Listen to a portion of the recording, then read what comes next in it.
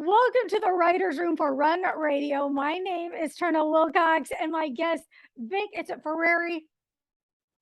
Yes, Vic Ferarri. All right, Ferrari. Okay, yes. Well, I was a little caught a little off guard. I thought I knew where you were residing, but you're not where I thought you were. So tell everybody where you spend most of your time and what your writing process is like. So after a 20-year career with the New York City Police Department, I had enough of New York City. I'm a Bronx kid, born and raised. I had a wonderful 20-year career with the New York City Police Department. After I retired, I moved down to Del Boca Vista in sunny Florida. And my writing process is, well, I'll explain to you. I got into writing because I was bored out of my mind. A 20-year career with the New York City Police Department is like a merry-go-round. You've got your ups, you got your downs, but you got to know when to leave and get off that ride, because if you don't, eventually you're going to outlive your usefulness and Seabiscuit's going to throw you on your head. So I got out, I moved down to Florida, and I was bored. At the encouragement of friends and family, they said, you got all these wild stories and you're involved in all these things. You should really start writing it down. And I said, yeah, I don't know. And I said, well, if I'm going to get into writing books, especially about my former career, the two things I didn't want to do was get anybody divorced or in trouble. So my books, although the stories are true, I move things around. So events, dates, times, locations. Like if you've ever seen like the end of a Law and Order episode, it says no person in this story depicted is, but I mean, you just saw it on the news like 6 months ago where they got the story from. Inspired by. Exactly. Right. So as a first-time writer, I don't write in chronological order. I'm not that talented. As you can tell, I'm a little scatterbrained. So what I do is when I'm going to write a book, I have some ideas and I go to what's going to be fun for me to write. Like the most difficult thing for me to write about is an opening of a book and about the author. Those are the two things I struggle with. So I'll think of a story that I know is going to be the headliner of the book that's really going to grab the reader's attention. And it's going to be fun for me to write because it's something that I enjoyed in my life. And I just go with that. And I dedicate probably an hour or two a day to writing. I mean, you have to be disciplined when you're a writer. If you don't, it's just, especially a first-time writer, it's just going to go by the wayside. You're going to frustrate yourself and you're going to wind up walking away from it. I do probably 20 minutes in the morning, probably about an hour in the afternoon, and then I'll come back to it in the evening. It's just, that's my process. It's my brain, I think, works differently at different times of the day. I think I'm a better editor in the evening. It's like everything's up and running. Whereas in the morning, it's like, hey, I got an idea, and boom, boom, boom, boom, boom, and then I'll grow it. So, do you try not to edit in the very beginning? Do you try just to spit it all out and then come back to it? Yeah, because like, so for first-time writer, I also suggest having multiple notepads. I've got one in the living room. I've got one by my bed table. I've got one in the car. I got one out in the garage in case I'm working, because I'll come up with an idea or something will remind me of something. I'm like, this will fit in this story, or you know what, this will be great for a chapter. And I'll just jot it down, because if you sit there and say, oh, I'll get to it, you'll never get to it. Yeah. So what about publishing? What's that been like for you? What route did you go and how did you choose that route? Sure. I'm not a patient person, and I knew if I would have gotten a manuscript together and mailed it out to countless publishing houses, I probably wouldn't have taken the rejection well, if I even heard back from these people, because, look at it from their end. You've got some person sitting there with a stack of manuscripts on their desk, and if they pick the wrong one, they're out of a job. So, and it also depends on what's going on, what's hot at that time, what's going on in the world where this book will sell. So what I did was I got my manuscript together, and I found a great company. It's a legit one. A lot of first-time authors get burned. You'll go on the internet and you want to self-publish a book, and it'll say, give us $5,000, give us $10,000, mail us your manuscript, and we're going to do everything for you. Yeah, they're going to take you for a nice long ride. Yeah. Not only do you have a partner now, right? They're not going to do your marketing. They say they are, but the reality is, for a self-published author, you've got to do all the heavy lifting. Don't depend on somebody else to do it, because it's not their baby and they're not going to push that ball over the goal line. So what I did was I got my manuscript together. this ebook launch.com it's like an a la carte service. So first and foremost, I got a title for my book and I want a book cover. So I describe to them what I want. So for my book, NYPD Law and Disorder, I sent them an email and I described, I want a police car, New York City police car involved in some type of accident. I want a cop outside the car scratching his head, and I want the bad guy running away. Great. They created it. They do the back of the book jacket. It's $500 for both for a paperback version and an ebook version. Then you've got to get it edited. Don't rely on your sister who is an English teacher or your uncle who's a professor at a university. I'm telling you, if you really want to be successful self-publishing books, you've got to find a professional editor, and you've got to run your book through at least 2 rounds of edits, especially for a first-time author. So you have to have a good copy edit. And what a copy edit does is it's grammar, sentence structure. But before you even send your book off for a copy edit, there's 2 different types of software that I run my manuscript through. First, I run it through Grammarly, right? That's about $150 a year.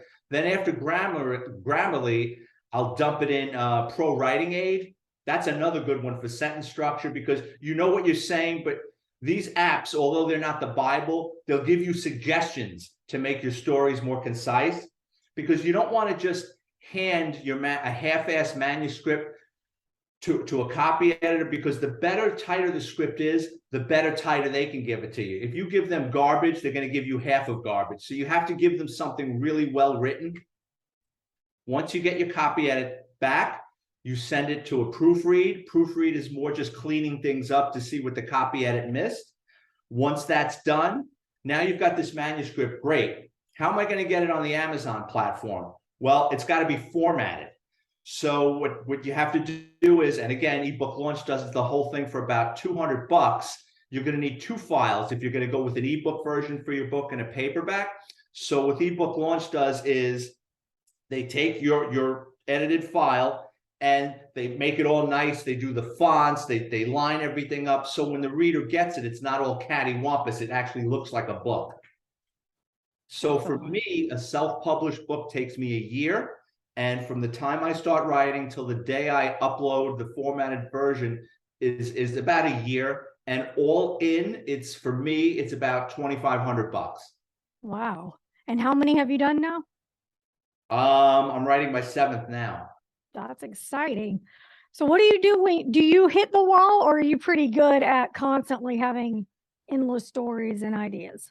Luckily for me, I haven't run out of stories yet. And a lot of my friends, my former retired cop friends and detectives, they'll reach out to me and say, I love that story you wrote about that guy, but did you remember his partner? Remember when he got himself involved? And I'm like, oh shit, yeah, I do remember that guy. So right now, no, I haven't run out of stories, but I do hit writer's block. Oh, absolutely. Like, I know it's like the end of a Seinfeld episode. You want to tie everything in together, and everything makes sense, and it's funny for the reader. I write comedy. I mean, although my stories a lot of things are dark, I try to have like a gallows humor and tie everything together. What do you do when or do you ever get to that point where you're like, is this how the story went? Do you have to rewrite it sometimes and fill in some gaps, or are you always? Oh, sure. Yeah. Yeah. So what I'll do is I'll run through my book. So like right now I'm writing a book. I don't have a name for it, but right now I'm writing an NYPD themed book, right? And I'm about 10 chapters. So what I do is through it, and then I'm like, okay, now I start again. Like the process is I just keep going back to the top and then coming down the chapters. And, sometimes a chapter could take a month of me going through. And I'm like, this. Here's another thing I do before I send it to an author. One of the last things I do is, and this, I've got a 120-pound Irish wolfhound in my house, and this drives me nuts to no end. I read it out loud. Oh, hey, that is not stupid at all, because I can tell you, as someone that has read scripts for other people, whether it be a short snippet, you can tell when no one has reread what they've written. Mhm. and it's clumsy or doesn't make sense coming back out. So I'm glad you said how important that is.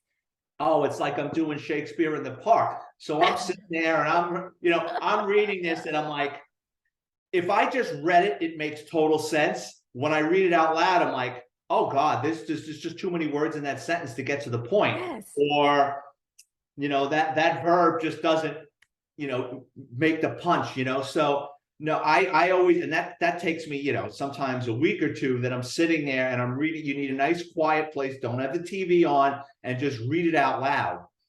Do you narrate your own books or have you turned them into audiobooks yet? I have not done that. I've been encouraged to do that a lot. It's Yes. funny because a lot of friends and family or people that see me, I do a lot of, we'll get to that, podcast interviews to promote my book. They say, with your accent. And, it's a specific type of humor and it's a specific type of thing. I mean, I think someone like, if you had a professional narrator, isn't going to get the point across with my books. You know Yeah. what I mean? Because I have that heavy New York City accent and I know the verbiage, the words, I know when to put an ending on something. Yeah, it seems like you've got the good connection and you might enjoy that. So I know some don't. And as a narrator, it does scare you to wonder, am I going to bring this to life for the author the way they have it in their head? So yeah, it's kind of tricky. What's one of the parallels that you feel like go coincide with writing and then your time that you spent at the police department? Well, when I was so my last 10 years, I was a detective in the auto crime division. So anything with stolen cars, chop shops, exporting stolen vehicles out of the country. As a detective, you write a lot of reports. It's countless. There's different reports for surveillance.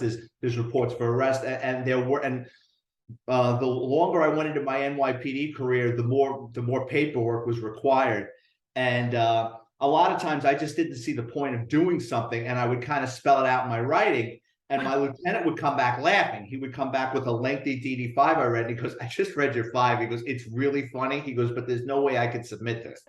Because, he goes, it's funny. I get the point. He says, but they're not going to think he goes, one police plaza is not going to think this is funny. He goes, you can kind of not smack so many people around in your writing. So I knew just by my supervisors, the way they used to get a kick out of what I wrote, I knew I had something. Like I never took a creative writing or journalism course in school, but I do have a way of saying things, and luckily for me, I can translate it in my writing because there's people that are really funny and they can't write they can't write. Yeah, right. Cool. So where do you plan to keep going? Do you just plan to keep turning out the books or what's on your short goal list? So as much as I love writing these NYPD books, sometimes I've got to take a break. So at my brother's encouragement, and my brother shows up in a lot of my books. My brother was also a member of the New York City Police Department. We kind of have a cantankerous relationship, although I love him. But in my books, I refer to him as Fredo Corleone, from The Godfather, Michael's Oh, dim-witted brother that often causes trouble or gets himself in trouble. And that is my younger brother. But to to take a break. So like my last book is called Confessions of a Catholic High School Graduate. It's got a drawing of a young boy getting chased out of a confessional, which really did happen to me. No, I wasn't abused in Catholic high school, but I did have a rambunctious and wild life as a teenager. And at my brother's urging, he says, get away from the police stuff. Just he goes, our life story and our childhood would really make for a good book. And it's funny. And I said, it is. I said, but here's the thing I was worried about putting out this last book. It's dedicating when I write a book, again, it's $2,500. So I want to break even in my first year. And if you want, we can get into marketing after this, but so soon as I put that book out, I'm on the clock. I want to get that money back and then go into the black the following year. I know my NYPD books are going to sell because you've got all these true crime shows, Law and Order, Chicago PD, NYPD Blue Bloods, all these shows. I know there's a niche out there that my book's going to sell. When I change gears and write Confessions of a Catholic High School Graduate, it's almost like you go to a concert and your favorite artist there, and they're not playing the classics. They're playing the new album, and you're like, why did I just pay, Yeah. $100 for a ticket? This moron is playing this song that I've never heard before. Like, Right. stick to what you know, man. So I did made a left turn and wrote this, and it was a lot of fun for me. But you know what? I needed the break, and now I've gotten back to writing about the New York City Police Department. All right. So quickly, what's your number one quick tip for marketing for people starting out? If you're going to write a book and you want to be successful, it's going to affect your personality, because you have to be willing to put yourself out there. You can have the greatest story, the funniest book in the world, and if nobody knows about it, you've got nothing. So one of the disadvantages of being a self-published author is everything's on you, but you control everything. So you can control where you put your book, and you don't want to spend a lot of money on advertising, because a lot of it is nonsense. Stay away from these companies that say they're gonna advertise you, but they're not. You have to do it. So for me, I realized quickly, in addition to creating a Facebook page, like an author page, a Twitter account, an Instagram account, those things work. If you know how to market it, you got to keep on it daily. But the number one thing to sell your books is you're going to have to become an internet personality. You're going to have to learn how to do interviews. You're going to have, if you're shy, you got to overcome that. The last thing in the world I wanted to do is go on the internet and hawk my books. But now you can't shut me up, because I realize it works. Yeah. I do between 5 and 10 podcasts, radio, or television interviews a week. Wow. So, I mean, that takes up a third of my time scheduling it. People cancel, but you've got to be willing to put yourself out there and speak to people like yourself that are nice enough to put you on their forums. And, I'm a true crime comedic author, so that's what I seek. I seek people with true crime shows, current events, writer shows, and be prepared. When you're going to go on someone's show and they're giving you that opportunity, I mean, right in front of me, I've got tons of notes all over the place with topics. So if you were going to ask me questions about my books, I've got go-to things. You don't Yes. want to sit and go, you're going to Right. shoot yourself with it's almost worse. If Yeah. you go in the store and you see a nice bottle of wine with a creative cover, you're like, I'm going to take a chance on that one. If someone tells you it sucks, or you already previously tried it, you're like, nah, I don't think so. So make yourself interesting, and be professional when you do these interviews. It seems like you've got a lot to talk about. I hope you'll come back when you're ready to share about your new book, the different genre, and tell people where they can go right now to start reading your series. Sure. All my books, if you go on Amazon Books, just go type in Vic, V-I-C, Ferrari, like the car. I've got 6 books, 4 of which are NYPD themed. There's no beginning, middle, and end in my books. They're just chapters with short stories about the funny and ridiculous things that happen in the New York City Police Department. All my paperbacks are $10. I try to keep the price point low. They're about 250 pages. They make great stocking stuffers, and they're all $2.99 ebook download. Awesome. Awesome. Well, thank you for sharing. I appreciate it very much. Vic Ferrari, Thank you, Trina, so much. I really appreciate it. have a great one and come back and see us. Thank you.